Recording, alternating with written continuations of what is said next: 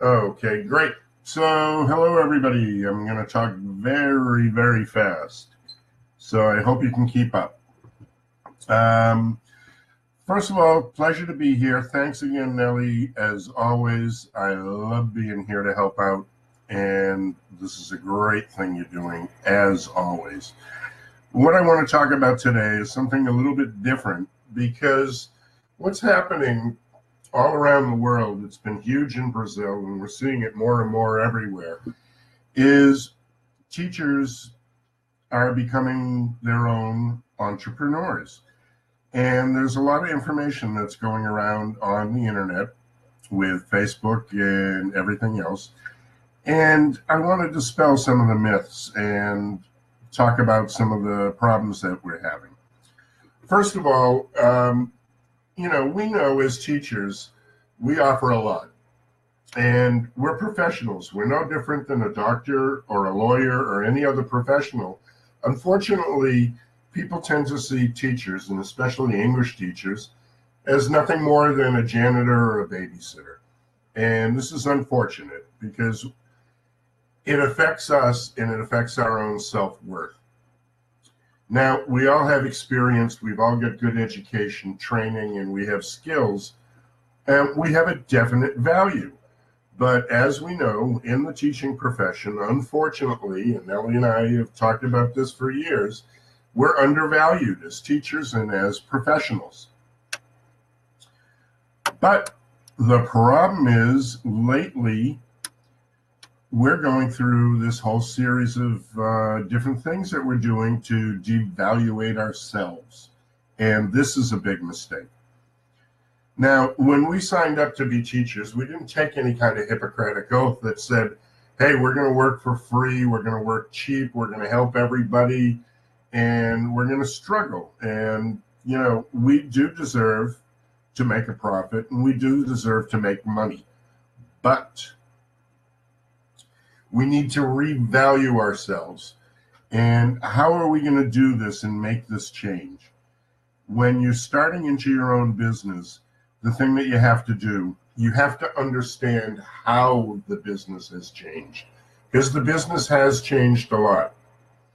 Years ago, back when Nellie started out, and then when I got started afterwards, we had a lot of tipsters on Facebook, on social media, people that were really giving out good advice. And then the millennials came up and more people were getting involved in learning how to use a camera and learning how to use social media. And we got the hipsters. Unfortunately, now these days with social media, we're into a new era of hypesters. And this is going to really hurt the profession if we don't do something about it and, become aware right now. And what's even worse is we have a new group of recyclers that just basically, somebody out there, I know a few of them who are going to watch this today, and immediately next week they're going to be passing this off as their own course or webinar. People are just recycling information. We're not getting new creative ways and new ideas. So let's talk about some of the things that I've seen lately. For those of you who are starting a business, and this doesn't matter if you're online, if you're face-to-face, if you're starting any kind of course. It's all the same. It's business. Now, you may be familiar with the three-tier pricing fail. And basically, what the three-tier pricing design was made for is toilet paper. Originally, the manufacturers came out, everybody goes and buys the 4-pack. So then they came up with the big 48-pack, which in theory, you buy it at bulk, it was going to be a lot cheaper. And then because it was too big, what they did is came out with a mid-size. Now, this was also something that Sears Roebuck has been doing for years. And thanks, sure. And Sears Roebuck did this. The idea was they'll show you the most expensive, hoping that by the time you get down to the cheapest, you won't want it. So you'll take something in the middle. Now, this system was designed for product packages. okay? And if you look at the products that are, being sold today, of course, Norton is big on this. Microsoft has it. Almost every company that offers a service on the internet has this for a product.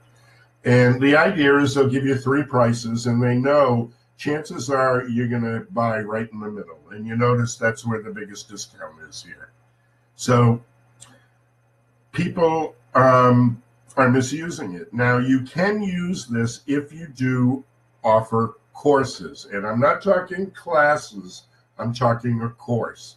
For example, I do a teacher training course, and I have a 3-level package system that I do. You can come in and get the 4-hour starter course, or you can do the complete package. And if not, you can go somewhere in between and design your own package in between. So this is designed for course packages. Now, it is not designed for bulk class pricing.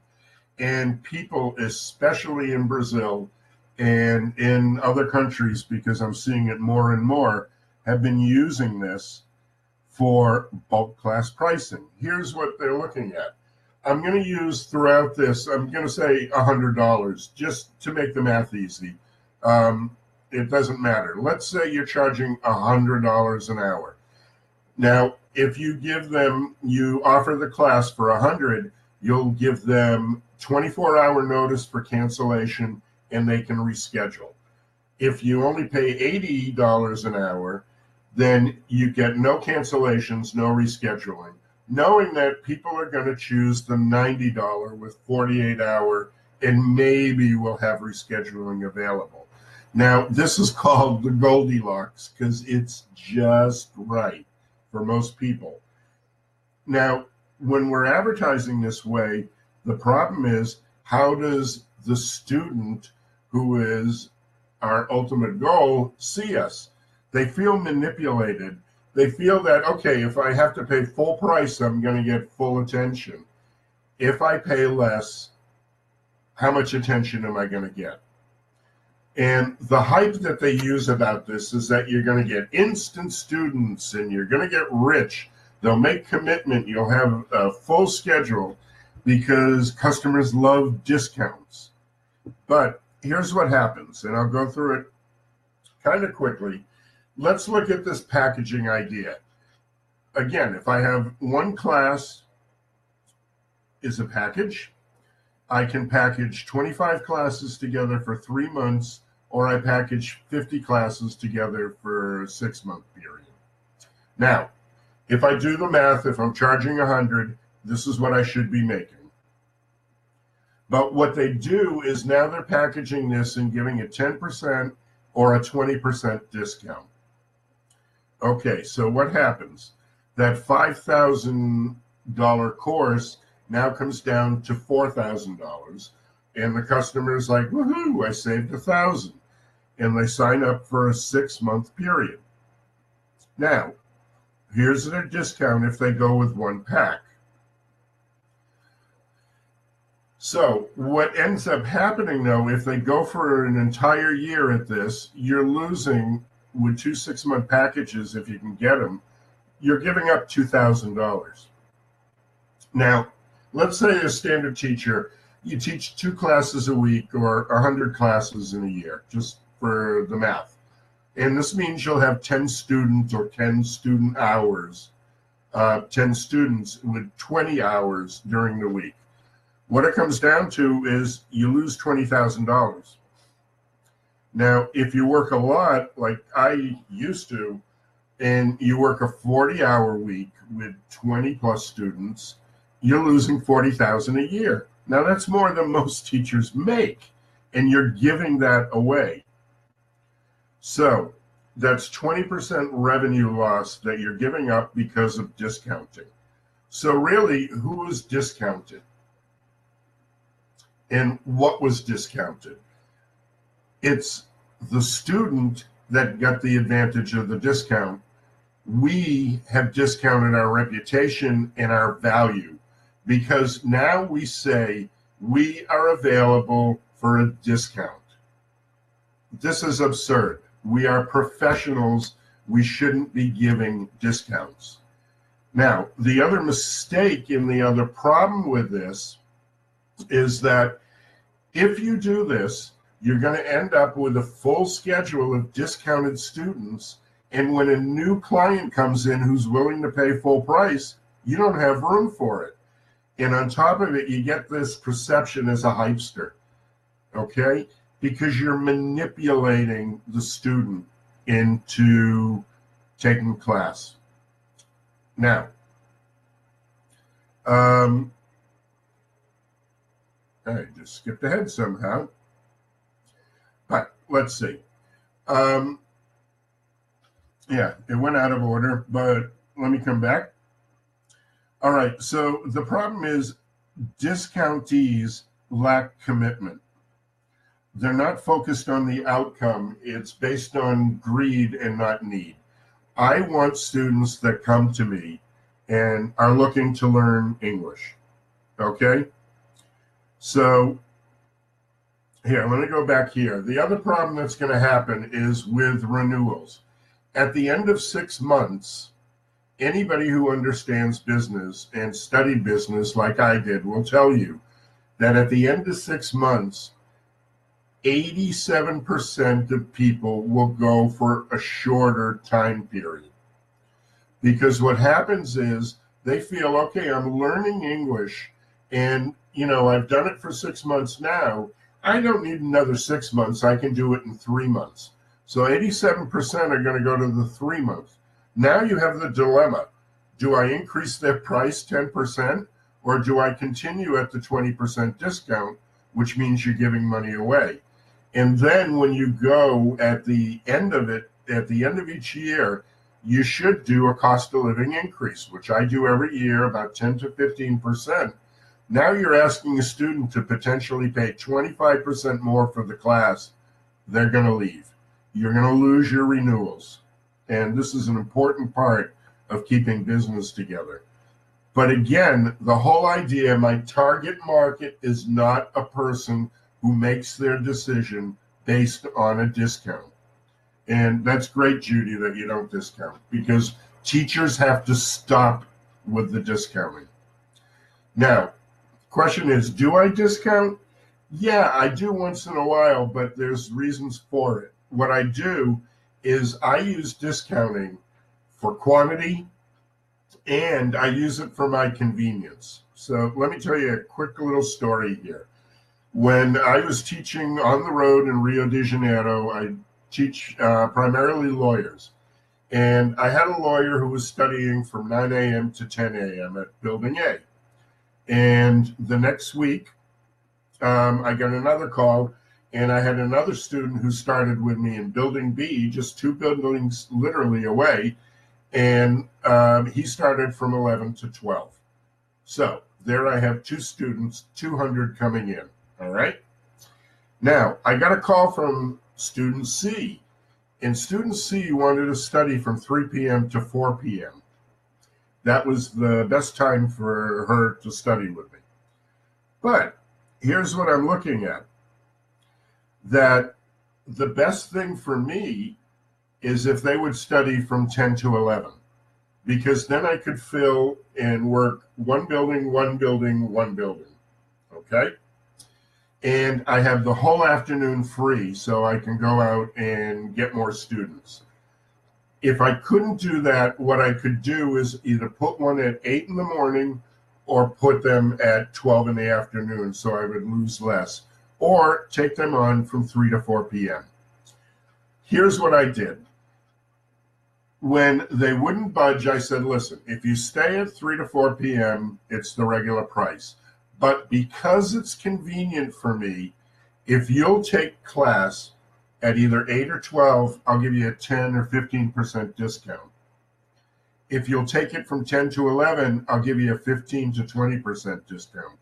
I made it so enticing for them that what they did is they decided to take the 10 to 11.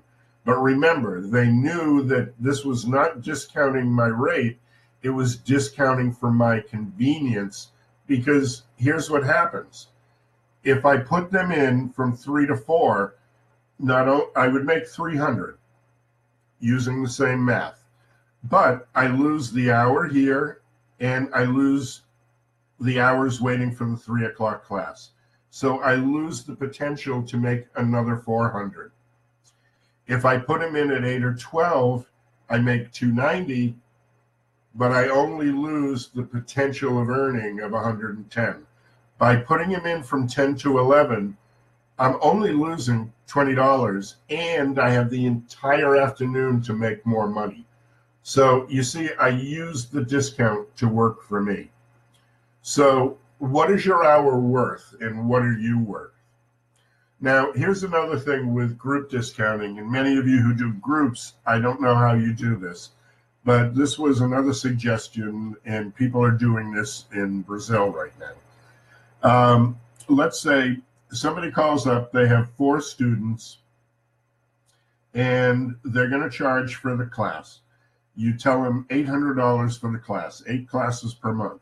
So each student pays $200 each, or $25 each per hour. Now, by doing it this way, what happens if somebody quits?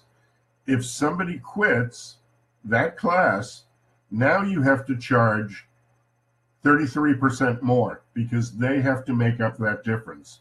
If 2 people drop out, now you have to tell a student they have to pay double. If 3 drop out, now you're telling the student they have to pay full price. This is actually happening in Brazil, and people are recommending this. This is ridiculous because nobody is going to pay $100 for a class they used to pay $25 for. So this is not the way to do. Good. Glad to see that. This is the way to do groups. Okay? If you charge $100 an hour as your rate, and the company has other people, you can treat them each as an individual, charging them $100 each. Or you can give them an incentive. If they can be mixed into a class, you'll charge them $95 each. Okay? So now you're making $285 an hour, as opposed to wasting 3 hours to make $15 more. And as the class gets bigger, if I put 5 in the class and knock the rate down and convince them that instead of individual, a group class would be better, I'm making $450 an hour, and I'm only spending 1 hour at that company. I have time to make more money elsewhere. Now, the other thing that I do is my students know right from up front that my hours are Monday through Friday during business hours for $100.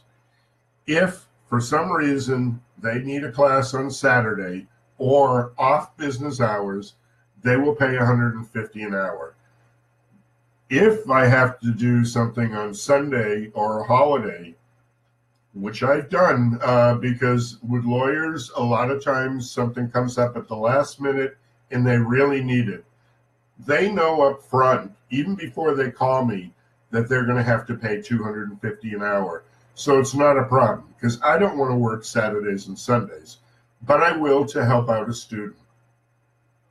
Okay, now, another thing that sometimes I give bonus discounts. For example, and this is another story, I had a student who's been on and off with me over 10 years. Basically, every time he has an interview, he comes to me. And we practice for him to get a new job. So over the years, I've made $5,000 off of him. Well, and because he was so happy, he brought me his wife, who was $8,000. Also, he brought me into his law firm where I made $20,000 with the students. Then when he went to his next law firm, I got $40,000. And then when he started working with Globo, I was up to $100,000. And at the same time, he was very helpful in helping me get a university connection, which really made the company take off. And all of this branched off. So it's working word of mouth referrals. And I give him a discount as a thank you. Okay, I can afford to give him $1,250 discount for making almost $750,000. Yeah. So remember, you are not selling a product and you're not selling a package. Okay? What you're doing is sell your service. You are the product. You're selling yourself. And this is what you need to do. Sell yourself as a professional teacher and work the profession. Now, here's the next thing. Think about it. When I go to the dentist or the doctor, or you go to a therapist or a lawyer or the ophthalmologist, whatever, they charge $100 to $500 for a visit. And nobody complains. That's if you don't have Obamacare or health insurance. You know, you pay this out of pocket for a professional. Why do teachers say, oh, well, you know, I'll give you a discount? Here's what happens. When you have an average family of 4 and you're supposed to go to the dentist 4 times a year, so that's 16 visits. If he charges $250 a visit, that's $4,000 that he makes. Did you ever ask your dentist for a family discount? They don't give them. Did they ever offer a family discount? No. Sell your value as a professional. Okay? You are a professional. You know, you've built your niche. You figured out what your skills are, what your passion is, and you have your niche. Work that. You know, work directly. Don't try and be something you're not and fit the square peg into the round hole. It's, for example, for me, I have business degrees, I have business experience, communication skills. Obviously, I can speak pretty well, and I'm adaptable, so I can do this. This is my skill. So I deal mostly with executives and professionals and people that have money. Yeah, good point. Mechanics don't give discounts either. I don't know who gives discounts. Teachers in Brazil do. So what are your skills and what is your price? What you need to do is figure out what your value is, okay? What you have to look at is what it is that you offer as a professional. What is your image? How are you seen in the marketplace? What is the market and who is your target market? Now, another thing that's important, and a lot of people don't think of this because teachers don't really think about the business of teaching, is always charge up front. I charge at least 1 month up front because I want to get my money up front, because if a student can't make it or doesn't come to class, I don't suffer. You know, you don't want to get into a situation where you're trying to do collections with the student.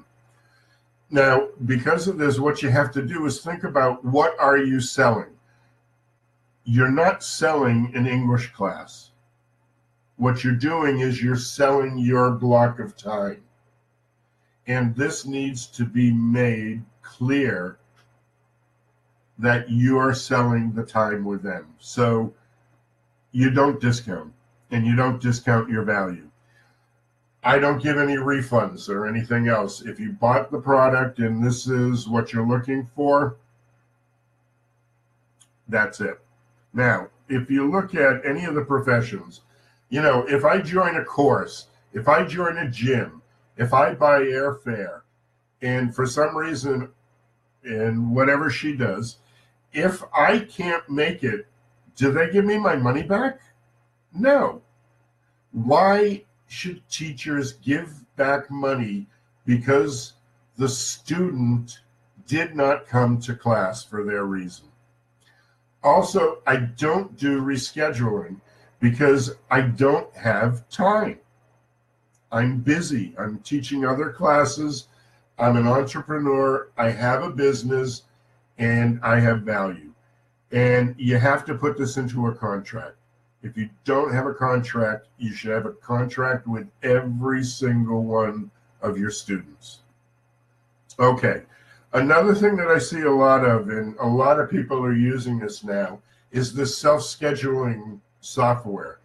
And what you do is you go to your website, you say, okay, I want to take class, and then it shows the schedule, and you plug yourself in where it's convenient. No, we are teachers. We're not a nail salon. This is not how you schedule appointments and schedule students. First of all, you're not the salon. This is very hands-off. It's very impersonal. And I call it a tossed opportunity, because you took an opportunity to talk with the student and find out what's best, and also do a little bit of evaluation with them. And you've lost that opportunity to connect because you were too lazy to write down on a schedule. I also, a very big thing, and this is in teaching and also in coaching, giving away free sample classes. I don't give anything away. I normally talk to people for about 10 or 15 minutes in the beginning. I get a good idea of what they need. And I say, well, we'll do a full needs analysis when you come to your first class, which I'm going to charge for. Okay, there's the old adage I used to always hear my mother telling my sisters, why is he going to buy the cow if you give the milk away for free? The only person who does anything for free are lawyers. And it's the lawyer who's going to then sue, make money. He'll give you the free first hour, because then he's going to charge you 30 to 75% of the money that you make in the lawsuit. Okay? So, oh, nice, Nellie. Congratulations. Okay. So branding. Branding is important. I've seen a lot of mistakes in branding. Of course, if you look at these here, this was not Steve Jobs, Steve Wozniak's corporation. It was called Apple. This was not Bill Gates' company. It was called Microsoft. And we have a couple of schools in Brazil. Now, people are naming the companies after themselves. My Name Incorporated. There's a lot of problems with this. Come up with a creative name when you're coming up with company names. What type of person names the company after themselves? Narcissists. Think of the situation here. Another little story. There's a teacher. His name is Noah Little, and he decides to go out on his own.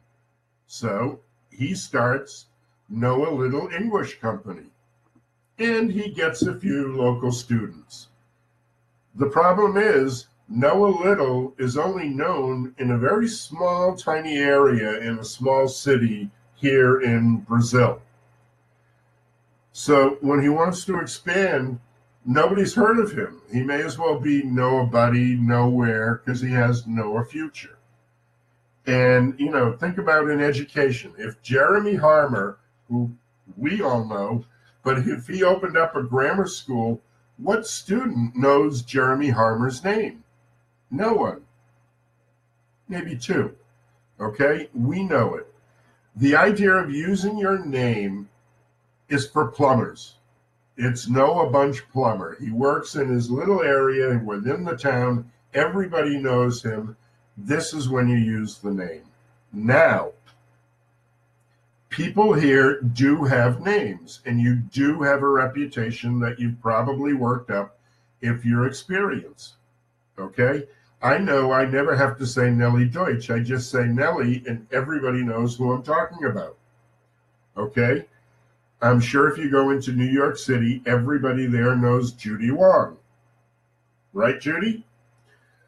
But here's what you do. I do have a name. I've worked hard on getting my branding out and my name out there. So what I do is I have a landing page. We do this for our emails. Of course, we want our email to have our name if we can. It took me years to get this because it's a popular name. I can't get robhoward.com, so I got robhoward.me. And no, it's not me. It's because I was thinking of moving to Montenegro. No. What this is, it's a landing page. It's an identity page. So it's people who do know my name can find me for business. But what this landing page does is it branches off to each one of my different companies that I have, which also have their own separate site, their own separate branding. So people know me, some by EFL Talks, some people know me by my business training, some people know me as my online language school. It also gives me the opportunity to talk about the things that I do, the different projects I work on, and, as a place to sell my books. Available now on Amazon. Yes, sorry. Another thing is free speeches and speaking for free. I'm not talking about here, but I'm talking about people that are going on and giving free classes or free webinars or free speeches on Facebook for themselves. Now, we know that this is important. Some of it needs to be done for promotion. I mean, I'm doing this for Nellie. This is, number one, it gives me networking. I know through going through the names, sorry if I miss any of you. Cheryl and I've talked to Cheryl for years. Nivis and Judy, I've known for years. I was lucky enough to meet Christine, if she's still here. I know Eva, I know Anna. This networking is great, and this is why I love doing these. Okay? So for promotion, it's great. For networking, it's great. But we're giving away the wrong thing. And I was talking to a friend of mine who's one of these people that does this also, and Heather Hansen, and she put it perfectly. When you're giving it away, it's tell the what, but not the how. Because what's happening in Brazil, again, I use it as an example. I've been there for 15 years. And what's happening is people are giving away their best stuff, and then they wonder why they can't make any money. Because, of course, nobody's going to buy their course when they're giving all their course information away for free. Now, another thing that's become popular with the internet and with Facebook and everything is affiliate marketing and recommendations. Now, the way that I feel about affiliate marketing, I've done one in the past. I don't know if anybody else has. Why buy when you can Google? Yeah.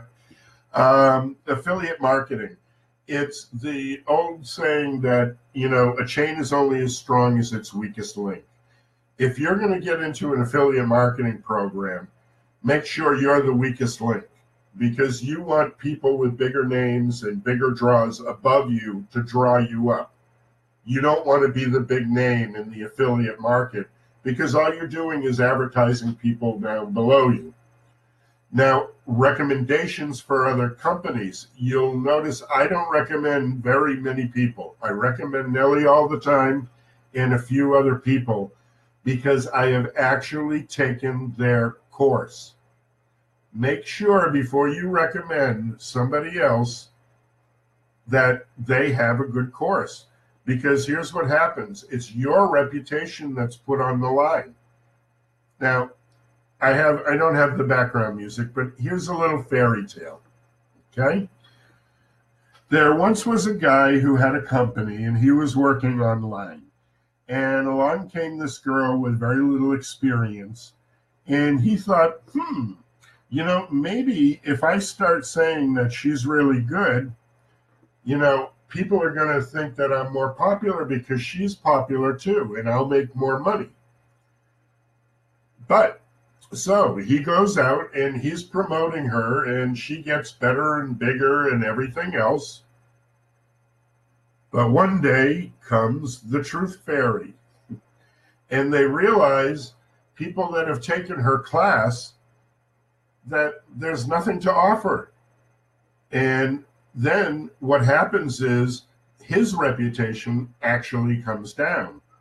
Or what could have happened is that suddenly she becomes more popular and he goes downhill, because now she's teaching the same thing that he did. They're competitors, and she'll do nothing to help him out.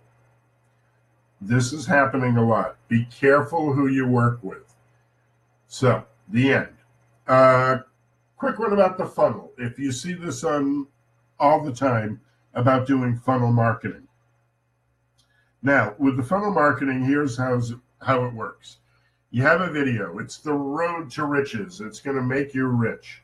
And I will send you the Money Bible, the way to make money for free. All you have to do is give me your email address. Okay?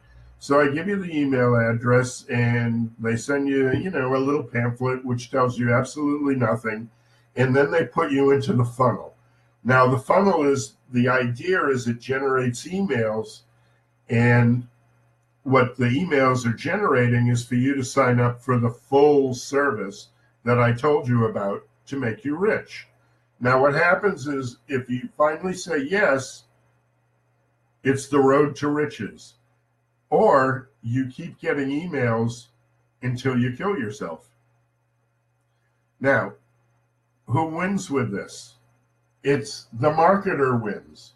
And we see this all the time. This is hype. Okay? People are hyping information all the time on social media. You'll see it all the time. Learn the funnel.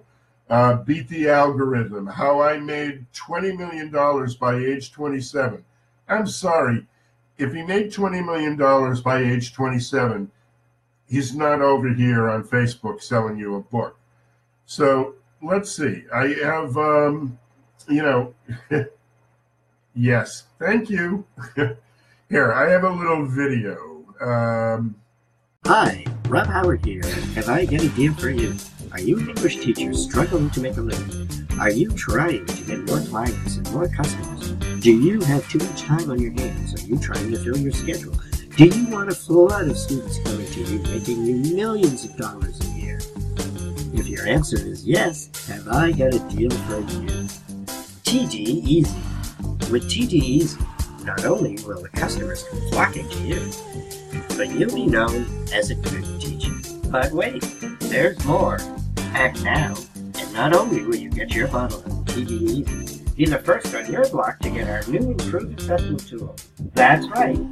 If you act now, for the first 100 customers, we'll send you our free assessment tool, which will help you to easily grade and assess the level of your student.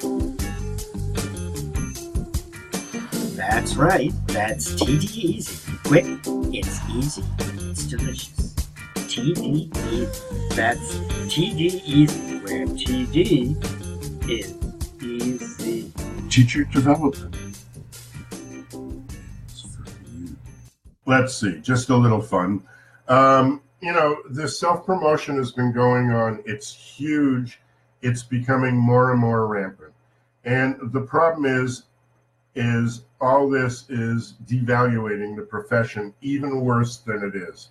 If you look on the internet now, the things that students are seeing and teachers are seeing for training, it's turning into a used car lot. Anybody that has a camera or internet now has become an English teacher or an expert. And what's the solution? It's very easy, and not TD easy. No.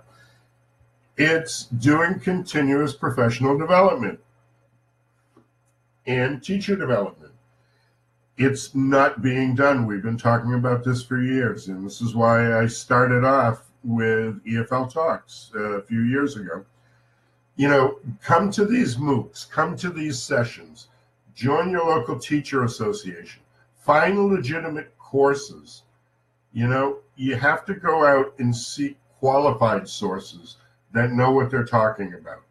If you're really looking to do business and you want to grow your business the right way, what you should do is hire a business consultant that understands business or learn how business works. The best way I feel that you'll make money and be successful as a teacher is up your skills and improve yourself as a teacher. You got to train, you got to study, you have to do everything else.